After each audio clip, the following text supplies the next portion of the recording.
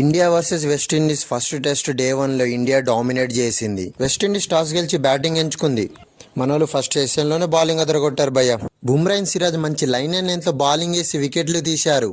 West Indies 90 రన్స్కి 5 వికెట్లు కోల్పోయింది మొదటి సెషన్లో. లంచ్ బ్రేక్ తర్వాత రెండవ సెషన్లో వెస్టిండీస్కి మధ్యలో చిన్న పార్ట్నర్షిప్ వచ్చిన తర్వాత కంటిన్యూగా వికెట్లు పడుతూనే ఉంది. 2 వికెట్లు తీశాడు. చివరిలో బుమ్రా 2 బ్రిలియంట్ యార్కర్లతో 2 వికెట్లు తీశాడు. వెస్టిండీస్ రెండవ సెషన్లో 162 రన్స్కి ఆల్అౌట్ అయిపోయింది. స్టార్టింగ్ లో మనోళ్ళు మెల్లగా వాచ్ఫుల్ గా బ్యాటింగ్ చేశారు. రెయిన్ బ్రేక్ తర్వాత జైస్వాల్ కొట్టుడు స్టార్ట్ చేశాడు భయ్య. తర్వాత రాహుల్ కూడా మంచి టెంపర్మెంట్ తో బ్యాటింగ్ చేశాడు. మంచిగా కొట్టే క్రమంలోనే జైస్వాల్ అవుట్ అయిపోయాడు భయ్య. తర్వాత వచ్చిన సుదర్శన్ కూడా అనవసరం షాట్ ఆడి అవుట్ అయిపోయాడు భయ్య.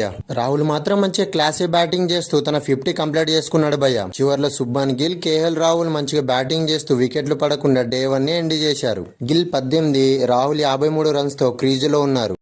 డే ఎండ్ అయ్యే వరకు ఇండియా స్కోర్ 121కి 2 వికెట్స్. డే 2లో ఇండియన్ బ్యాటర్స్ ఒక 350 వరకు రన్స్ కొడితే మ్యాచ్ మనదే భయ్య. వీడియోని లైక్ చేసి మరిన్ని ఇలాంటి క్రికెట్ వీడియోస్ కోసం ఛానల్ ని సబ్స్క్రైబ్ చేసుకోండి.